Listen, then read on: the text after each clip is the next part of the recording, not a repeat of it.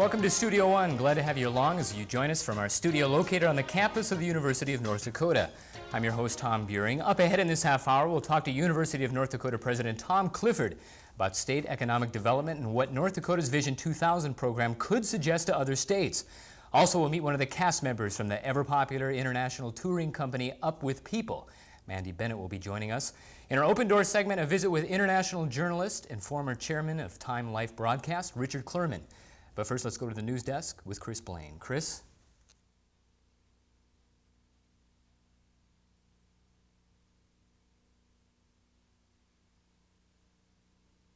The 3-cent per gallon gasoline tax boost.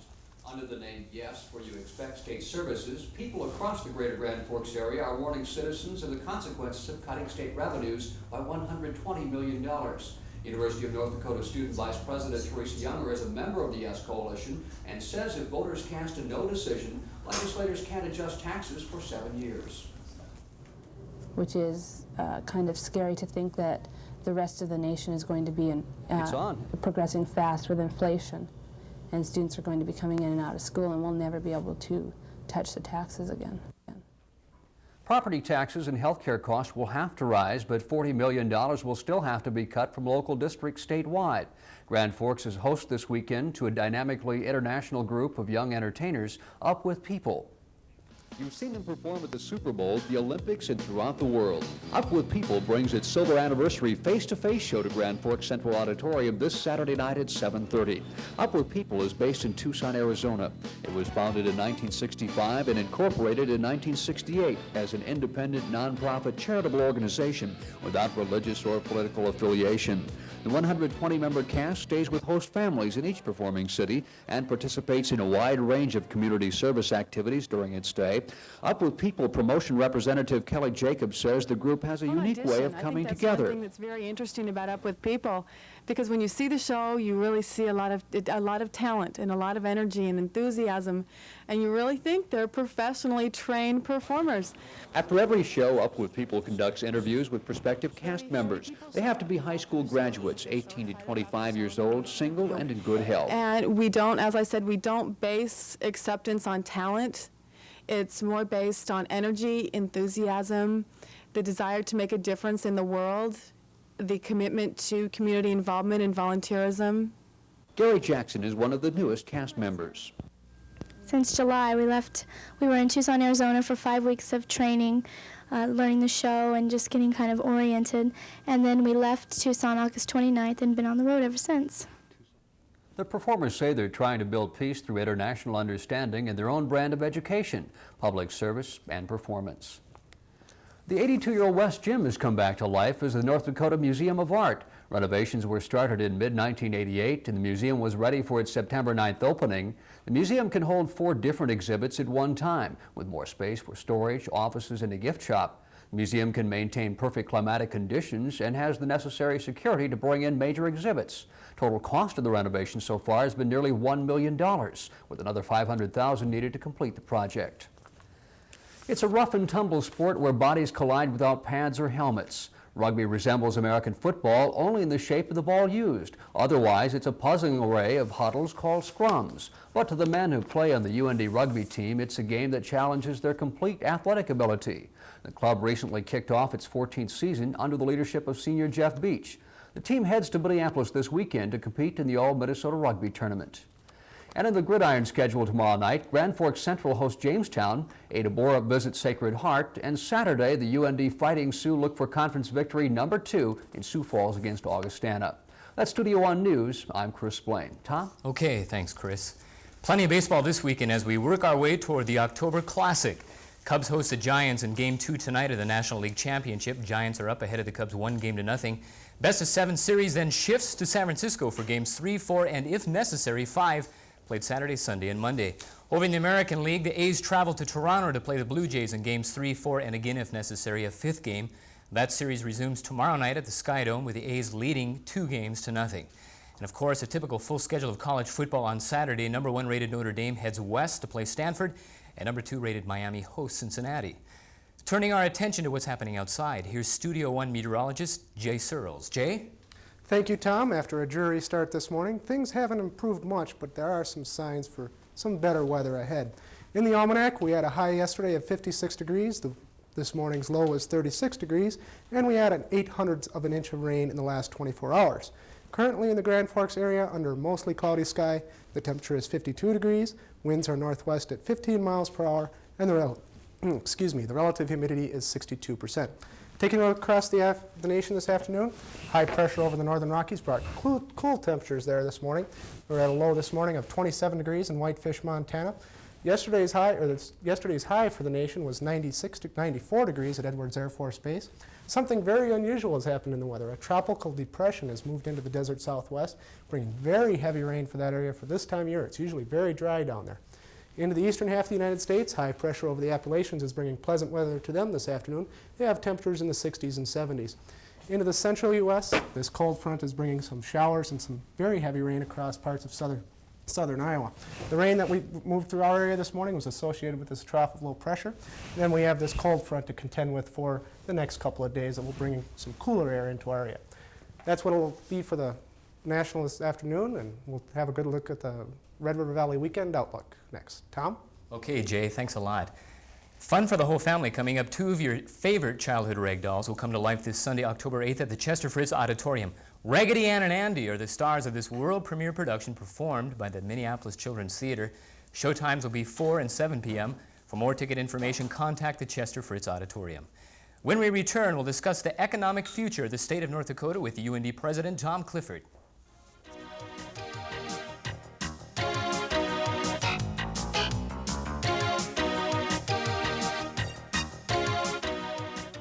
Buckley and O'Neill together, how come?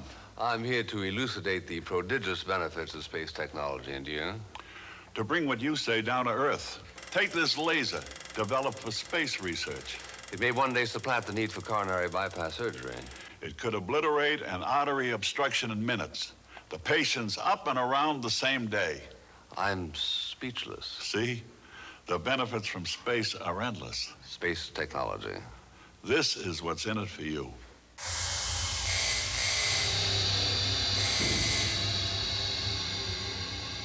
People in the National Guard and Reserve make up over 40% of our nation's combat-ready forces. It's a job that requires them to face some very big challenges. So please, don't make their biggest challenge asking you for time off to do their training. Mr. Aldridge, you, got a minute? Be a hero. Give your employees the freedom to protect ours. Is the state of North Dakota dying? What will happen to the state in the year 2000? Our first guest is one who is helping North Dakota find the best solutions to those questions.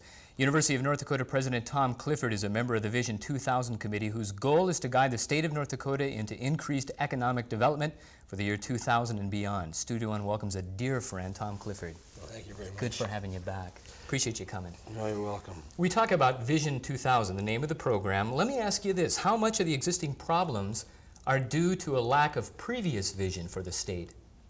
I don't think that it's really a lack of any great vision. It's simply that economic circumstances have changed, and consequently the type of industry that's applicable to North Dakota is undergoing change, and we have to make the transition from one based totally on agriculture and energy, some manufacturing and tourism, and kind of redirect some of that emphasis.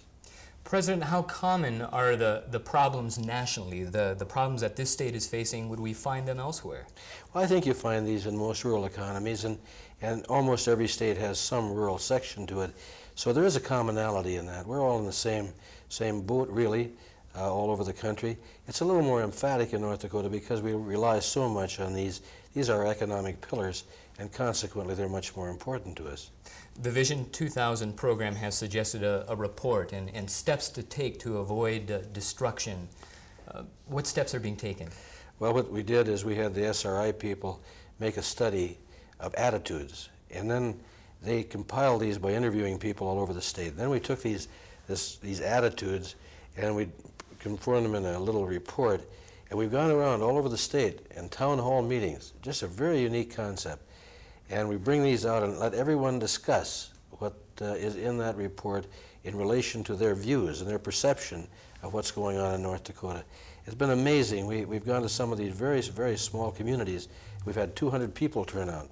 It's exceptional. and what a great response we've had to it. Is the approach of resolve that North Dakota is taking, is that good advice to other states? Well, I think so. I think it has a certain amount of universality, because no matter what we think in terms of the leadership in the state, you've got to go out and find out what the grassroots thinking is. And in my own case, I know I've changed my views on some things remarkably since attending these meetings. It gives you a better feel of what people are thinking about, but most importantly, I think, is it gives you their expectations. What has changed, some of your opinions? Cite a couple. Well, for one of the things that I thought that they were much more concerned perhaps with bringing in industry. Actually, they're concerned with developing our own industry, helping our own people that are in business.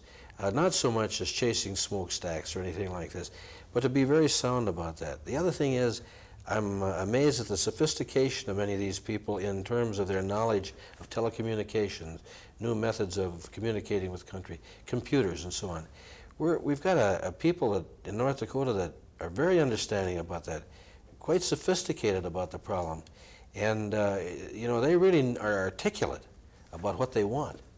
Problems aside, let's shift gears. Optimistically, what within the present set of circumstances can we be optimistic about?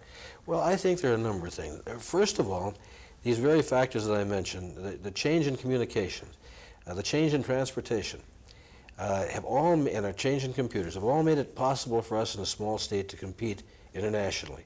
And we have to look at this globally. The other thing is that the pact and the accord with Canada has taken away the border. We're no longer a fringe. We're no longer a fringe of the United States. We're the center, the absolute center of the North American continent. That means as all of these trade routes readjust and all of the patterns readjust, we have an opportunity here, if we use it intelligently, to become the center rather than the fringe of economic development. You contribute many things to the committee, higher education being in the foremost. Higher education being a pool of knowledge and resources, should there be an additional sense of responsibility that you might feel to assist the state with economic development? Well, higher education has been very important in economic development all over the United States. The MIT and Harvard in Massachusetts, Stanford and so on in the Bay Area, they've been catalysts, and many other places, Utah, Colorado. The states have universally looked to higher education for some means of creating wealth and job creation. While that isn't our major function is educating young people. But there is a great sideline to that, and that is the research we produce, the technology we produce. All of that is available on a broad scale to people in the private sector who can take these ideas, take that technology, commercialize it, get it down where they're employing people, where they're creating a tax base, and making it possible for each state to do a little better in terms of the services to the people in the state. So I think that's an important thing for higher education to remember. And it isn't just the one element of that. The vocational is important too, because they give a lot of people educational opportunities in how we make our economy function, the service function. So everybody has a stake in that. Every state has a stake in that. And I think that's going to be one of our great hopes. Tom Clifford, it is, as always, great to see you. Thank you. You're looking good. Thank you a lot. University of North Dakota President Tom Clifford in Vision 2000. More of Studio One right after this break.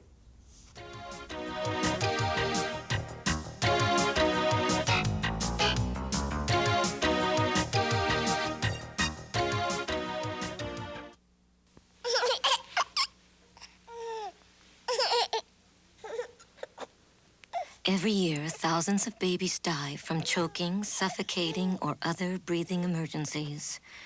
Just imagine how many of them could be saved if only they came with instructions. Please learn American Red Cross Infant and Child CPR. American Red Cross. We help you help others. Have you ever spent time with a living, breathing library? You will today. Our Open Doors segment this week begins a two-part series with international journalist, media observer, critic, and cheerleader Richard Clurman. The former editorial vice president and chairman of Time Life Broadcast shares with us his perspective about the media's evolving past and some legitimate future concern. You comment in Beyond Malice, and I'll take a quote, that the modern national news media was born in the 50s, revealed their strength in the 60s, asserted it in the 70s, and was hammered for it in the 80s. You had a wonderful vantage point during each of these decades. Could you briefly elaborate about each? And I want to start you along first with the 50s. Well, of course, in the 50s, there was no real television to speak of. Television was in black and white. It was not international, and it was mostly in bar rooms where the first television sets took place. So print ruled in those days because it was the only medium. That's why it was called the press. It wasn't even called the news medium then. In the 60s, television came on the scene at a very rapid rate and began to show us things like the civil rights revolution in the South. And quite suddenly, everyone could go almost every place and see what was going on. So that the spectacle of American life, American happiness and American tragedy was suddenly brought into everyone's home. The single big event in the 60s that, two events. One, the Kennedy assassination was seen for one solid week by everyone on television. Now, the fact that there was a wonderful special issue of Life published about it and it was written about was incomparable to the sight of watching both the actual assassination on television and then the incredible aftermath of it and then the mournful funeral. So suddenly there was a whole new way to see the world. The second event was the war in Vietnam, where for the first time on television, people were taken to the sights and sounds of war. Then came Watergate. Now, Watergate was not television-led, it was led by print. The Washington Post led it. But the incipient impeachment hearings were seen by everyone in the country. Television and the news media, print and television, were really riding high in the 70s, having brought down a president, having supposedly ended a war. And their power, arguably the greatest power in America, maybe even more powerful than the government, this combined effect of this new news media, not just print, but this technologically enhanced, with national newspapers growing, with instantaneous communication, and with everybody seeing everything, as well as reading about it. The power got so great that a period of real resentment set in about who are you, journalists? Who died and made you God? Who elected you? Project, if you can. We can only do that. We can project into the 90s. Where will the national news media head in the 90s? What will we hear from them in the 1990s? Well, I have some concern about that right now. I have some concern about it in terms of both television and print. And my concern stems from the economy of both. That, and I hope this is temporary, but I feel, let's just say looking at television, where television news is now thought by the people who own the networks, and they are not journalists, they come from the business community mostly, where they want the news to make money. The news was once not thought of as a profit center. It was television's requirement for the right to have that airwave. Now, once you decide you want to make money from news, from public service, then it's very easy to find you can get bigger audiences by doing very trivial things. And for example, we have a television season now where in the news departments of the networks, in the news department of CBS, once the holiest of holy, the Tiffany, so-called once, of broadcast journalism, where fact and fiction are being mixed in a way where you can't tell whether you're watching news or whether you're watching reenactments and movies, where trash television, where Geraldo Rivera is doing I Married My Rapist, his guest, or Rivera in a nudist colony, or programs like A Current Affair and what's called trash TV. I hope it's as temporary as hula hoops. Next week, Richard Clurman evaluates the media's performance and offers some remedy to existing public press tension. Studio One will continue after this. Looking at the hungry,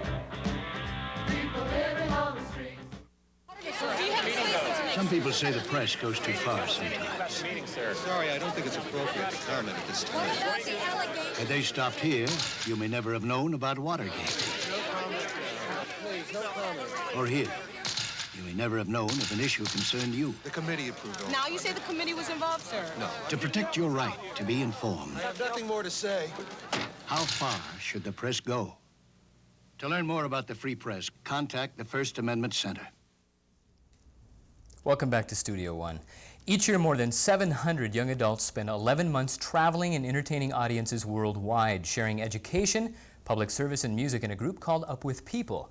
Mandy Bennet uses her talents to promote and perform with a group which over its 25-year history has traveled to such places as Radio City Hall in New York City and the Olympic Games in Munich. We welcome to Studio One Mandy Bennet. Mandy, thanks for coming on. Thanks. Welcome to Grand Forks. Oh, thank you. I'm sure we can best understand the caliber of personnel with Up With People, if I can get that out, if we could best understand you. So tell us a little bit about where you are in life right now. Are you done with college?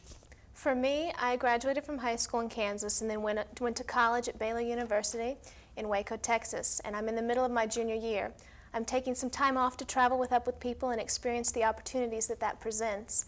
You'll find with Up With People, we're students age 18 to 25, and our backgrounds range with different nationalities, different religions, politics, everything. You can't really classify an Up With People person in one little nutshell. Were you recruited? Did you see them perform and you thought this is something I want to be involved in? For me, I was recruited by an alumni who told me about the program, and then I was able to attend a show and to interview after the show. Aside from traveling, experiences, memories, relationships, what will you be able to bring out of this experience into, say, your profession? Up With People offers so many vast opportunities. For me, I hope to be able to explain some of the barriers that I've seen along the way, whether it be from region to region in America or from nation to nation, and to help break down some of those barriers and to open up communication a little bit more, one person at a time. So you are noticing regional barriers? Regional differences, maybe some misconceptions. I don't think I had recognized some of them before. 11 months you're on tour. Right. Explain the preparation that is involved. Okay. We meet in Tucson, Arizona, which is our international headquarters. We train for 5 weeks there, learn a little bit about the show, a little bit more about Up With People and the program that we're working with. Begin to just really make everything materialize and come together. Then after that, we go onto the road and begin the show. How many groups touring, Mandy? We have 5 at once. 4 of them begin in July and 1 begins in January. Just in the U.S.? No, everyone congregates in Tucson, Arizona from all over the entire world. We do have an international cast. About half of us are Americans and about half from other countries. We have someone representative of every continent. In the group that's coming to Grand Forks, we'll have 17 countries represented. That has got to be a coordinating nightmare. How do you divide teams? It gets a little crazy, but that's part of what the promotion group is here to do. We took 3 weeks out from the cast, and we've been here setting up host families, arranging meals, making sure we have the community involvement activities planned out so the cast knows what they're going to be doing while they're in the area. And you've got to be a special breed of performer because public service is a big part of that. Explain that to me. With Up With People, we don't actually have auditions. As far as performance skills, that's something that is either acquired or you somewhat develop.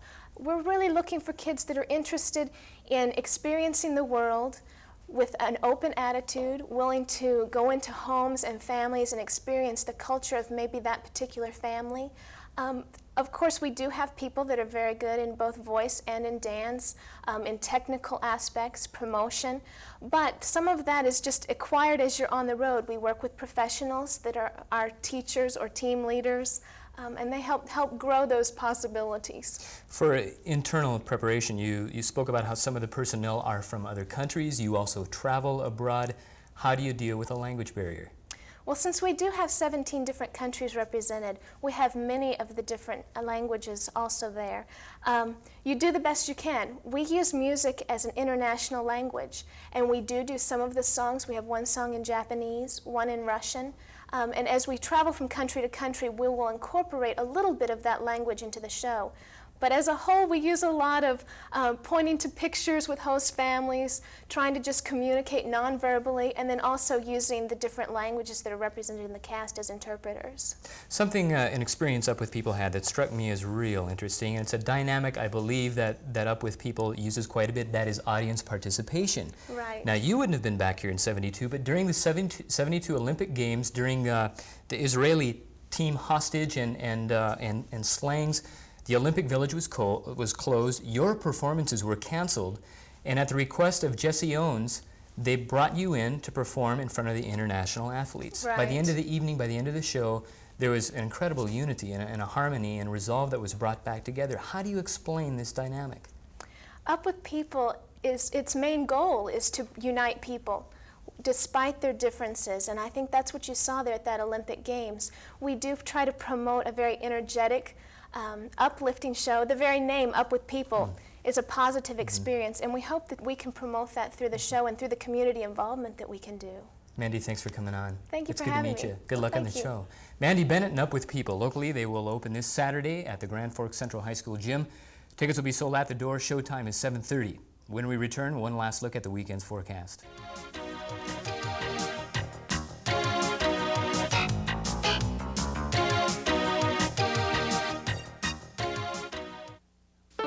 Just a fraction of what we spend dining out could help pick up the tab for a good cause. A small part of what we spend on sports could help keep our community in shape, or some of our time on the phone could help answer society's problems. Won't you get involved? By giving 5% of your income and volunteering 5 hours per week, you can really help your community. This year, make it your goal to give 5. What you get back is immeasurable.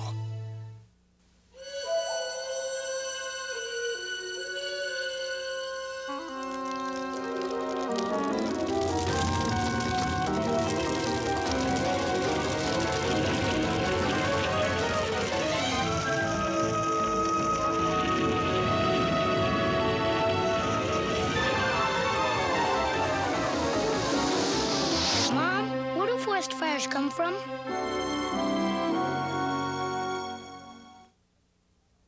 The University of North Dakota Fighting Sioux hockey team has a scrimmage this Sunday at the Ralph Engelstad Arena, followed by an on-ice autograph and photo session. Doors open at 4:30 p.m. and there will be a small admission charge. Weather for this weekend, Jay's here with a forecast. Jay? Thank you, Tom. Taking a look across the regional map for tomorrow afternoon, we can see that cold front that was up in northwestern North Dakota on the national map. That's going to be moving down through our area tonight and into the central Minnesota and northern South Dakota. Ahead of the front, temperatures will be in the 50s and 60s. Behind the front, things will be cooling off quite a bit, with temperatures only in the lower 40s over northern Minnesota and even some only upper 30s for tomorrow afternoon in northwestern North Dakota. Taking a look at the forecast in detail, tonight mostly cloudy skies, a high of 20 or a low of 28 degrees. Winds will be out of the northwest at 15 to 20 miles per hour, and there is a 20% chance of showers before midnight. We can expect clear skies in the morning tomorrow, giving way to clouds in the afternoon with a 20% chance of afternoon showers, and we'll have a high of 42 degrees, and winds will be out of the northwest at 15 to 20 miles per hour. For the weekend, Saturday, mostly sunny, a high of 43 to 48 degrees, and on Sunday, sunny skies, a little bit warmer with a high of 45 to 50. That's what it's going to look like this weekend. Everybody have a great one. Tom? Thanks, Jay. The key word there is no snow. Our thanks to UND President Tom Clifford and Up With People cast member Mandy Bennet joining us today. From all of us here at Studio One, it's been a pleasure having you along. Thanks for watching us. We'll see you again next week.